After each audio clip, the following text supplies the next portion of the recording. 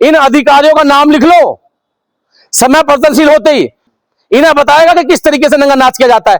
अगर पुलिस प्रशासन या कप्तान का रवैया ठीक हो जनता के प्रति, जिले के प्रति, तो मंजाल है बदमाश आ जाए। इस पूरे देश में सब समाज क्राइम एक तरफ और दलितों का एक तरफ।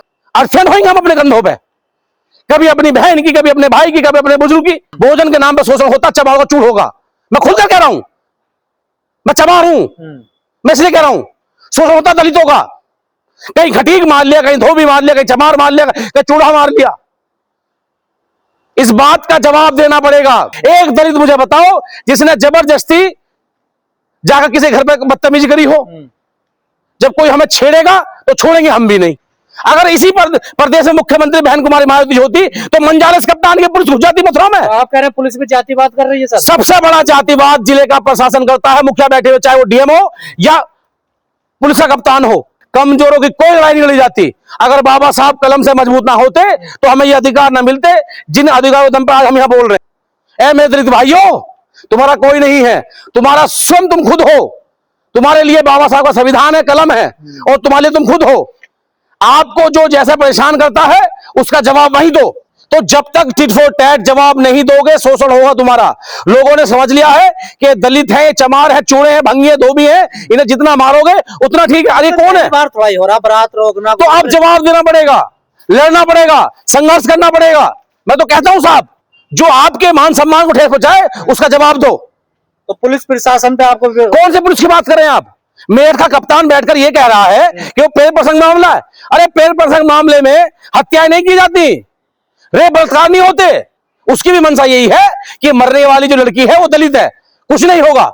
अगर वही बारात अगर यादव मेरे भाइयों की होती, गुर्जर भाई होती, जाट भाइयों की होती, या किसी अपर कास्ट के व्यक्ति की होती तो मंजाले वहां बारात रोक ली जाती और उसके बाद में पुलिस ऐसा नंगा नाच करती। क्योंकि अधिकारियों की भी मंशा ऐसी हो गई है कि ये दलित है, शोषित है, इनका कुछ नहीं होगा। और मैं साफ कह रहा हूं, मैं उन नेताओं में से नहीं हूं, मैं तो सेवक हूं अपने समाज का।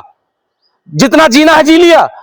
कि अगर जो कोई तुम पे हमला करे, बदतमीजी करे, उसे वही जवाब दो। डोलियां, अर्थियां रोकी जाती है हमारी। दलितों को शमशान घाट पे मरने के बाद भी नहीं सम्मान तरीके से जलाया जाता, अंतिम संस्कार होता। हाथ से नहीं भूले हम।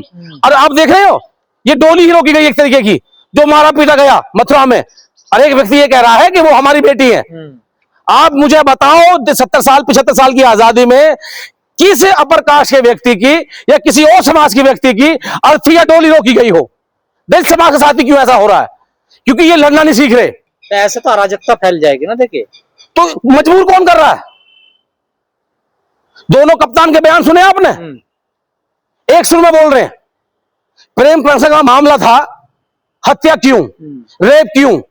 वहां पर पुलिस का लठ बजा रही है। बारात का विरोध रास्ते में हुआ, बेटी के घर जाकर के पुलिस वहां नंगा नाच कर रही है। इन अधिकारियों का नाम लिख लो। समय परिवर्तनशील होते ही इन्हें बताएगा कि किस तरीके से नंगा नाच किया जाता है। अगर पुलिस प्रशासन या कप्तान का रवैया ठीक हो जनता के प्रति, जिले के प्रति, तो मंजाल है बदमाश आ जाए। क्या एक चप्पल नहीं छू सकती। इन अत्याचारों के पीछे बहुजन राजनीति का कमजोर होना भी है क्या? बहुजन, अरे बहुजन की तो आप बहुजन की बात कर रहे हैं, मैं कह रहा हूं मान्यवर साहब काशीराम की वजह से। बहुजन में तो जाट गुजर भी आते हैं, कभी उनके साथ शोषण हुआ उनकी बेटियों के साथ, क्योंकि वो कौम इकट्ठा और मार्शल हो गई है। बहुजन के नाम पर शोषण होता, चबाड़ का चूड़ होगा। मैं खुलकर कह रहा हूं, मैं चबाड़ हूं, मैं इसलिए कह रहा हूं। शोषण होता दलितों का, कहीं खटीक मार लिया, कहीं धोबी मार लिया, कहीं चमार मार लिया, कहीं चूड़ा मार लिया। इस बात का जवाब देना पड़ेगा। एक दलित मुझे बताओ जिसने जबरदस्ती जाकर किसी घर पर बदतमीजी करी हो। जब कोई हमें छेड़ेगा तो छोड़ेंगे हम भी नहीं। साफ कहना है, युवा शक्ति दल तुम्हारे साथ है। नहीं, अब तो हम आपको वकील देंगे, अब तो आपको मदद करेंगे। संविधान का राज, एक व्यवस्था। तो संविधान का सम्मान इस देश में अगर कोई कर रहा है तो बहुजन समाज, और खास करके वो दलित समाज कर रहा है। मथुरा में पुलिस क्यों घुसी पंडाल में? इस बात का जवाब कप्तान दे। अरे बारात रोकी गई एक समुदाय के कुछ असमाजिक तत्वों ने, तो पुलिस क्यों घुसी पंडाल में? वो पुलिस की हिम्मत कैसे हुई? क्यों? शाबाशी देनी थी मुख्यमंत्री को, सलाम देना था। अगर इसी प्रदेश में मुख्यमंत्री बहन कुमारी मायावती होती तो मंजालेस कप्तान की पुलिस घुस जाती मथुरा में। आप कह रहे हैं पुलिस भी जातिवाद कर रही है सर? सबसे बड़ा जातिवाद जिले का प्रशासन करता है, मुखिया बैठे हुए, चाहे वो डीएम हो या पुलिस का कप्तान हो, अगर ये अपना डंडा टाइट कर ले तो मंजाल है, कोई दलितों को आंख भर के देख ले।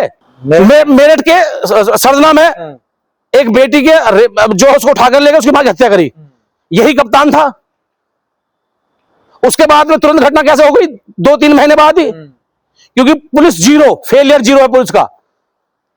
दलितों के साथ की होती है। इस पूरे देश में सब समाज का क्राइम एक तरफ और दलितों का एक तरफ। दलितों के साथ तो सदियों से हो रहा है ना, देखिए। अब बर्दाश्त नहीं करेंगे। मैं कह रहा हूं बार बार, हर मंच पे, हर वीडियो में कहता हूं कि लड़ना सीखो। कमजोरों की कोई लड़ाई नहीं लड़ी जाती। अगर बाबा साहब कलम से मजबूत ना होते तो हमें ये अधिकार ना मिलते जिन अधिकारों दम पर आज हम यहाँ बोल रहे हैं। तो दलित कमजोर है क्या देश में?